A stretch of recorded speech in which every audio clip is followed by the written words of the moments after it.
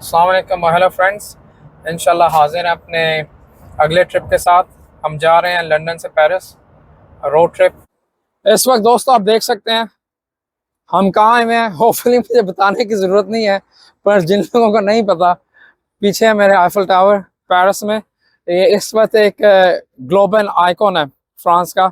अ, जो दुनिया में सबसे ज़्यादा जानी और पहचाने जाने वाली चीज़ें हैं उसमें से एक है आईफल टावर। ये 330 मीटर इसकी हाइट है और ये 1887 से 1889 तक बना था। 2 साल लगे थे और जिस इंजीनियर ने इसे बनाया था इसका नाम भी उसी के नाम पे रखा गया है। ये दरअसल इन्होंने बनाया था जो फ्रेंच रेवोल्यूशन हुई थी, जिनमें इन लोगों ने अपने बादशाह और उसकी फैमिली का सर कलम किया था। उसकी जो 100वीं सालगिरह थी उसके एजाज में ये बनाया गया था। और one of the most famous destination है पेरिस ऑब्वियसली, और फिर आईफल टावर भी। और इधर आप देख सकते हैं इस तरफ इन्होंने लगाया हुआ ओलंपिक्स होने हैं इधर की। 98 डेज रह गए ओलंपिक्स होने में। ये ओलंपिक्स का काउंटडाउन इन्होंने लगाया हुआ इधर। और वो उधर से मैं हम वो चर्च पे गए थे जो माउंट मोर्टे पे था। वो the sacred heart of Paris church था जो, वो देख सकते हैं आप उस चोटी पे, उसकी समिट है। थोड़ा सा और भी साइड पे दिखाते हूँ इस ब्रिज के ऊपर। ये रिवर साइन है पेरिस का, जो पेरिस के बीच में से गुजरता है। लंदन में भी जैसे बीच में से गुजरता है, पेरिस में भी दरिया बीच में से गुजरता है। इसके इर्द गिर्द सारे मॉन्यूमेंट्स हैं। और ये आप देखें एक बहुत खूबसूरत स्क्वायर है। लोकली इसे आयरन लेडी भी कहा जाता है क्योंकि पूरा लोहे का बना हुआ है स्ट्रक्चर। आप सीढ़ियां पैदल चल के जा सकते हैं 2nd फ्लोर तक, और उधर से ऊपर आप नहीं जा सकते, फिर आपको लिफ्ट लेके ऊपर जाना पड़ता है। इसके रेकमेंड करूंगा कि आप जल्दी इसकी टिकट बुक करें ऑनलाइन ही, क्योंकि अगर आप ऑन द डे होते हैं तो काफ़ी दफ़ा इसकी ऑन द डे टिकट्स नहीं भी मिलती। और जब ये बना था 1889 में, तो दुनिया में ये पहली बिल्डिंग थी जिसने 200 मीटर और 300 मीटर का मार्क क्रॉस किया था। अभी वजन तो मुझे इसका नहीं पता, पर आप इमेजिन कर सकते हैं कितना ये लोहे का बना हुआ है और कितना भारी होगा ये स्ट्रक्चर सारा। 2015 में तकरीबन 70 लाख लोग इसके ऊपर इसकी समिट तक गए थे। और जो दुनिया में जितनी जो मॉन्यूमेंट्स है, जो टिकटेड हैं, जितनी भी चीज़ें हैं जिनकी टिकट लेना ज़रूरी है, उनमें से नंबर 1 है, विजिटेड प्लेस है। तो सबसे ज़्यादा दुनिया में इसकी टिकट्स बिकती हैं। ये जी स्कैम इन प्रोग्रेस है लंदन में, पेरिस में, रोम में, जहाँ भी आप जाएंगे ये इनसे बस सिर्फ इनके ही लोग जीतते हैं, बाकी सारे हारते हैं। सिर्फ इनके लोग ही जीतेंगे, बाहर वाला बंदा कभी नहीं पैसे जीतेगा। ये बॉल इसके हाथ में होती है और हाथ में से नीचे बॉल करता है कप के। इस वक्त आप मेरे पीछे देख सकते हैं, ये है जी the basilica of the sacred heart of Paris. ये एक रोमन कैथोलिक चर्च है और ये हज़रत ईसा इस्लाम के सेक्रेड हार्ट को डेडिकेट किया गया है चर्च। ये माउंट मार्टे है जो पेरिस में एक हिल है, उसकी चोटी पे ये चर्च बनाया गया। ये आईफल टावर के बाद पेरिस की 2nd मोस्ट पॉपुलर डेस्टिनेशन है और इट्स एन आइकॉनिक बिल्डिंग और ये पूरी दुनिया में मशहूर है। इधर अगर आप खड़े हो, इधर आएँ, इधर से आप पेरिस का अक्सर एरिया इधर से नज़र आ जाता है। मैं कैमरा भी दूसरी तरफ करके आपको दिखाता हूँ। बहुत अमेजिंग व्यूज़ हैं इधर से। और अगर आप इसके दूसरी साइड पे जाएं, उधर से भी जो पेरिस का दूसरी साइड वाला एरिया है वो नज़र आता है। इसका जो डोम है बेसिलिका का, ये तकरीबन 200 मीटर ऊंचा है। और अगर उधर जाएं उधर से तो सारा पेरिस नज़र आएगा, क्योंकि आप डोम की चारों तरफ फिर सकते हैं। It's such an amazing view from there. और अगर आप आएँ तो इधर भी ज़रूर आएँ। इसकी एंट्रेंस की टिकट नहीं है, आप फ्री में अंदर जाके एक्सप्लोर कर सकते हैं सारा एरिया। और मैं आपको अंदर जाके दिखाता हूँ। डोम की बस ऊपर जाने की टिकट है कि वैसे तो लंबी लाइन है, सॉरी। इसकी ट्रिक ये है कि आप अंदर जाएं तो पहले ही डोम की तरफ चले जाएं, क्योंकि वो प्रेफर करते हैं, जो सिक्योरिटी है, जो लोग बाहर से आ रहे हैं वो डोम की तरफ जाएं। अगर आप अंदर जाके घूम फिर के फिर डोम की तरफ जाएंगे तो फिर इसमें काफ़ी टाइम लग जाता है। इधर से ऊपर की तरफ जाके आपको इसका डोम दिखाता हूँ। देखें जी, अंदर से भी ये काफ़ी ऊंचा है। ये देखें जी,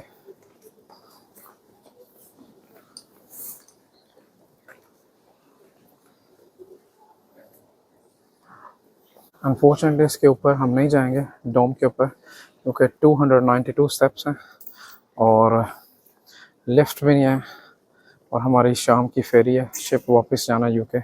बट टू बी ऑनेस्ट अब ज़्यादा मिस नहीं कर रहे, क्योंकि नीचे से भी काफ़ी इंजॉय है, जो कोर्ट यार्ड है इस चर्च का, तो उधर से भी तकरीबन सब कुछ नज़र आता है। देखें जी, ये थोड़ी सी पेंटिंग्स हुई हुई हैं और वो ग्लास वर्क हुआ हुआ है विंडोज़ में। मैं आपको दिखाता हूँ जी इसका स्मॉल स्केल पे इसका सारा नक्शा है जो चर्च का। अच्छा, अगर रात को इधर आए आप, रात को भी बहुत अच्छा व्यू है। ऐसे ही है तकरीबन, क्योंकि सारी लाइट्स ऑन हो जाती हैं। ये चारों तरफ से आपको दिखाता हूँ इसका मैं।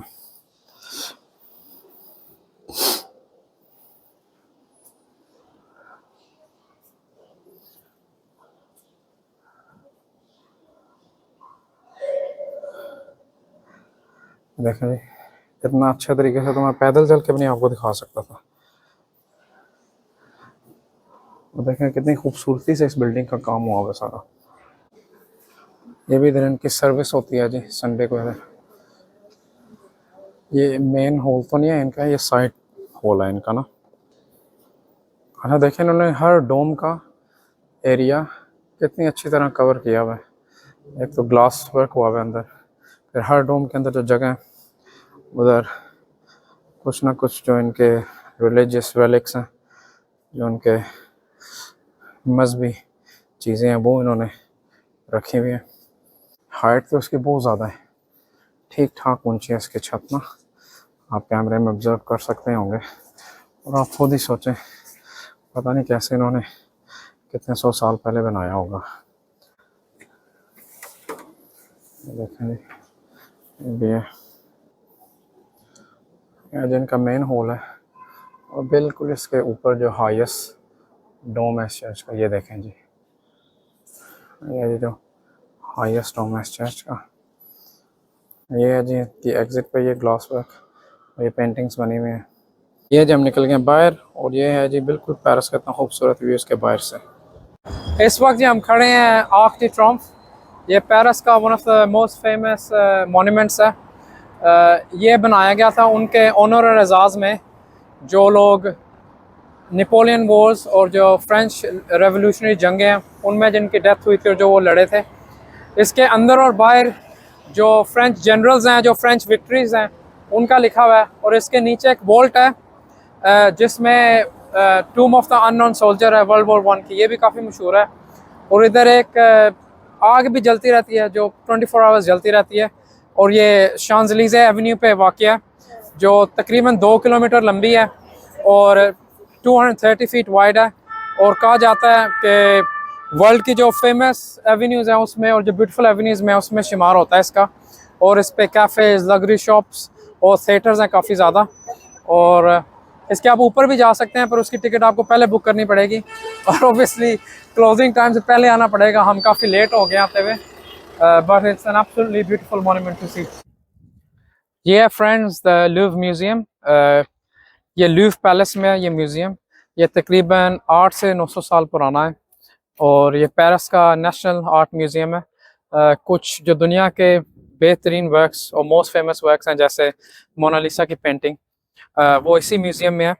और इस म्यूज़ियम में तकरीबन 5 लाख आइटम्स और ऑब्जेक्ट्स हैं, जिसकी बुनियाद पे दुनिया का सबसे बड़ा म्यूज़ियम है। आप देख सकते हैं सारा, ये इनसाइड है इसका, इस हॉल का। और इसके मतलब ये दूसरी तरफ भी काफ़ी ज़्यादा मतलब बड़ा हुआ है। तो चारों तरफ ये म्यूज़ियम है। इसके 3 फ्लोर्स हैं, मेरे ऊपर चौथा फ्लोर भी है। और 2018 में तकरीबन 1 करोड़ से ज़्यादा लोगों ने इस म्यूज़ियम को विज़िट किया था, जिसकी बुनियाद पे ये दुनिया में सबसे ज़्यादा विज़िट किया जाने वाला म्यूज़ियम है। और आगे जाके इधर पिरामिड भी है ग्लास की, तो वो भी मैं आपको दिखाऊंगा।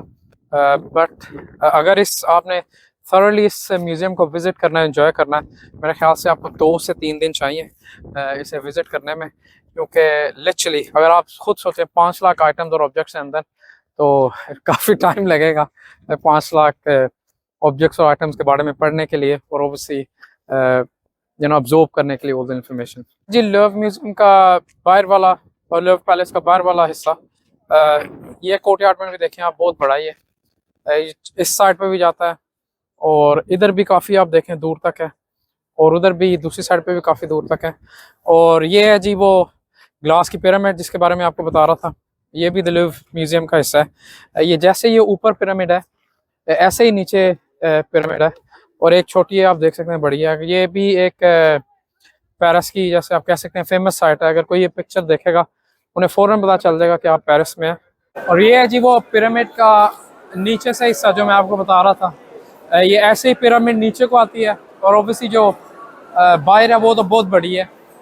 ये आगे जाके आपको दिखाता हूँ। इधर पिक्चर्स भी लोग काफ़ी लेते हैं। ये देखें जी, ये इधर इसका पिरामिड का एंड हुआ है, और इधर से ये ऐसे ऊपर जाती है। ऊपर फ्लोर है, और फ्लोर के ऊपर आई थिंक जो ऊपर वाली है मे बी वो 4-5 टाइम्स द साइज़ है इसका ना। तो ये शॉपिंग सेंटर भी इसके अंदर बहुत बड़ा बना हुआ है। ये है फ्रेंड्स चुलोगी गार्डन, ये द लूव्र म्यूज़ियम और कॉन्कोर्स स्क्वायर के दरमियान में है। ये एक रॉयल गार्डन था, और 1667 में फ्रेंच रेवोल्यूशन के बाद जब इन्होंने अपने किंग को सूली चढ़ा दिया था, उसके बाद ये पब्लिकली ओपन किया गया था। ये देखें इधर तक कितनी दूर तक ये सारा लूव्र म्यूज़ियम है, जैसे मैंने आपको बताया था। अभी भी हम चुलरीज गार्डन में ही हैं। मेरे ख्याल से हम तकरीबन 8 से 9 मिनट्स की वॉक करके आए हैं। This garden is absolutely massive, और आई डोंट नो कि अगर आपको कैमरे में नज़र आया कितना बड़ा है। 3-4 फाउंटेन्स आते हैं रास्ते में, और फिर इसके बिल्कुल साथ शुरू हो जाता है कॉन्कॉर्ड स्क्वायर, और वो भी अभी आपको जाके दिखाता हूँ। पेरिस में आप आए हैं, मेरे ख्याल से मेट्रो की भी इतनी ज़रूरत नहीं है। मे बी जहाँ आप रह रहे हैं उधर से लेके आके सेंटर में उतरे मेट्रो, और the rest is very much a walking distance. May be जब आप नोटर डेम कैथेड्रल जाना है उधर से इस एरिया की मे बी मेट्रो ले लें। अदर दैन दैट मेट्रो की कोई ज़रूरत नहीं है। 5-7 मिनट की वॉक है एक पॉइंट से दूसरे पॉइंट तक की। ये है जी प्लेस वेंडोम। ये जो हम गार्डन से निकले हैं उसके बिल्कुल पास है, मे बी 7-8 मिनट्स की वॉक है। और ये सारे स्क्वायर में ब्रांडेड शॉप्स हैं, और स्पेशली इसके साथ एक साइड स्ट्रीट है लिटरली फुल ऑफ ब्रांड्स हैं। और ये जो इसका फर्स्ट फ्लोर है और सेकंड फ्लोर, इधर सारे 5 स्टार होटल्स हैं। ये भी एक अच्छा स्क्वायर है अगर आपने इधर टाइम स्पेंड करना है। लिटरली में भी आपके 5 to 10 एक्स्ट्रा मिनट्स लगेंगे ऑफ रूट। ये है जी कॉन्कॉर्ड स्क्वायर। ये पेरिस का जो एक मेजर स्क्वायर है, और ये फ्रेंच कैपिटल का सबसे बड़ा स्क्वायर यही है। इसकी है 19 एकड़ जगह है। आप अभी कैमरा घुमाएंगे तो आपको पता चलेगा कितना बड़ा है। वो सामने है इनका जी असम्बली है इनकी, पार्लियामेंट हाउस, और आपको वो दूसरी तरफ से आईफिल टावर नज़र आ रहा है, और इसके बिल्कुल सामने है जी आर्क डी ट्रियोम्फ, और इसी ये शांजलीज़े है ये सारा रोड आगे जाके, और इधर इनकी आज़ादी की परेड होती है। और इसी स्क्वायर में जो फ्रेंच रेवोल्यूशन के बाद इन्होंने एक्सिक्यूट किया था, सर कलम किया था अपने किंग का, किंग लुइस, इसी स्क्वायर में हुआ था। और बाकी भी जो रॉयल फैमिली की एक्सिक्यूशंस हुई थी, जो मेजर और फेमस एक्सिक्यूशंस हैं, वो इसी स्क्वायर में हुई थी। अभी इस स्क्वायर में आप देख सकते हैं थोड़ा सा वर्क हो रहा है। ये ओलंपिक्स है इधर, उसकी सेटिंग वगैरह हो रही है। But this square is absolutely massive. जैसे मैंने कहा 19 एकर्स पे ये मुश्तमिल है सारा एरिया इसका ना। गाइस ये है कैथेड्रल नोटर डेम। ये पेरिस की एक फेमस साइट है। ये हज़रत मरियम सलाम अलैह को इन्होंने डेडिकेट किया हुआ है, और इसकी कंस्ट्रक्शन में तकरीबन 100 साल लगे थे। 1163 से रफली 1260 तक। और अनफॉर्चुनेटली इधर 2019 में आग लग गई थी, और काफ़ी सा इस चर्च का बर्न हो गया था। तो अभी भी इसका रिफर्बिशमेंट चल रहा है, और मेरे ख्याल से कह रहे हैं दिसंबर 2025 मेरे ख्याल से था ये प्रॉपर दोबारा अपनी ओरिजिनल शेप में आ जाएगा। It's absolutely beautiful from inside as well. और ये बहुत पुरानी बिल्डिंग है, नीली 1000 ईयर ओल्ड। इस वक्त जो हम खड़े हैं ये पेरिस का सबसे फेमस ब्रिज है, अलेक्जेंडर 3 ब्रिज। और सामने देखें कितनी ब्यूटीफुल बिल्डिंग है, और इसके ऊपर गोल्डन स्टैचूज बने हुए हैं ब्रिज के ऊपर दोनों साइड्स पे। और इधर से देखें जी आईफिल टावर नज़र आता है। इसे भी एक फेमस है, लोग इधर से आके आईफिल टावर की तस्वीरें लेते हैं। और अगर आप उस तरफ देखें तो ये 2 थिएटर्स हैं इधर। एक थिएटर इस साइड पे है, और इसकी भी ग्लास रूफ है, और दूसरा थिएटर उधर ट्रीज़ के बिहाइंड है। Both are very beautiful buildings. उस थिएटर का स्पेशली ऑन द राइट, उसका गेट बहुत अच्छा है। ये है जी पेरिस की एक और फेमस मोन्यूमेंट, पैंथियन। ये देखें जी, ये भी एक बहुत अच्छा सा स्क्वायर है, उसमें है एक रोम में पैंथियन, ये मेरे ख्याल से उसकी कॉपी होगी शायद। इसे 32 साल लगे थे इस बिल्डिंग बनने में। 1758 में शुरू हुई थी इसकी बिल्डिंग, और 1790 में 1790 में ये बिल्डिंग कंप्लीट हुई थी, मतलब 32 साल लगे थे। और देखें जी कितनी खूबसूरत बिल्डिंग है। और इसके साथ ही एक चर्च है, वो भी चर्च काफ़ी हिस्टोरिक है जी। वो हिस्टोरिक चर्च पैंथियन के बिल्कुल साथ। और ये आपको साइड से दिखाता हूँ पैंथियन। इसके अंदर जो इसका आर्किटेक्ट है वो आप व्यू कर सकते हैं, और ऊपर भी जा सकते हैं टिकट लेके। प्लेटफॉर्म है ऊपर, व्यूइंग प्लेटफॉर्म।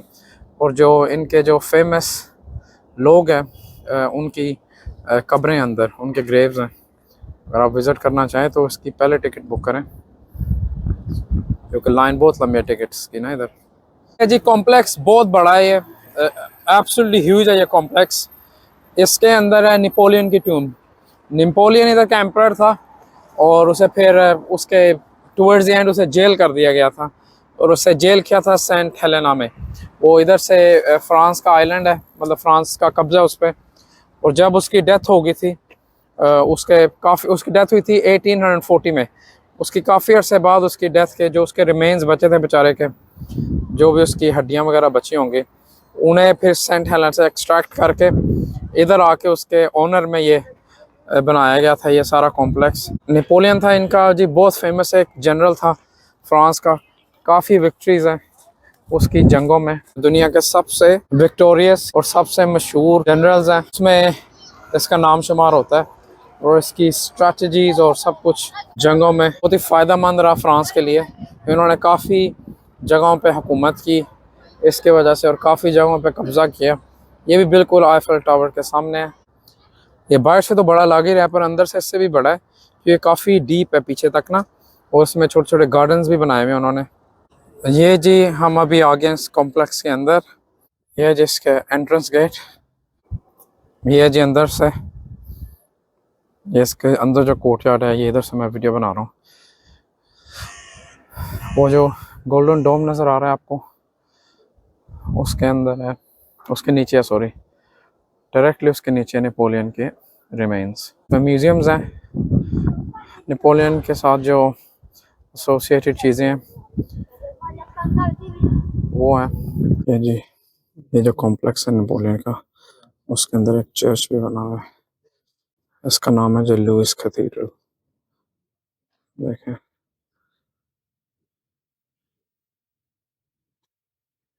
छत पे देखें कितना खूबसूरत काम हुआ है इस बिल्डिंग की। ये है जी वो बिल्डिंग जिसके अंदर है नेपोलियन की टूम, जो फ्रांस का बहुत बड़ा जनरल और बहुत विक्टोरियस जनरल था फ्रांस का। ये गोल्डन डोम है जो बिल्कुल इसके नीचे इसकी टूम। और इस बिल्डिंग का मैं दूसरा साइड दिखाता हूँ। अगर आप अलेक्जेंड्रा 3 ब्रिज विज़िट करने जाएं तो बिल्कुल, अगर आप सीधा ही वो ब्रिज आएँ तो बिल्कुल ब्रिज के सामने है ये मोन्यूमेंट जो इन्होंने नेपोलियन के एजाज़ में बनाया हुआ है। और जगह जगह इसके स्टैचूज बनाए हुए नेपोलियन के। ये है जी एक यूनिक बिल्डिंग पेरिस में, इसका नाम है सेंटर पोम्पिडो। ये बिल्डिंग भी काफ़ी मशहूर है। ये बिल्डिंग सारी बनी हुई है पाइप से। इसके अंदर लाइब्रेरी आप देख रहे हैं, उधर लिफ्ट ऊपर जा रही है। गाइस ये है सेंट चैपल, होली चैपल है, और इसकी कंस्ट्रक्शन में तकरीबन 10 साल लगे थे। और इसमें जो ग्लास वर्क हुआ है, इट्स ऑनेस्टली रियली अमेजिंग।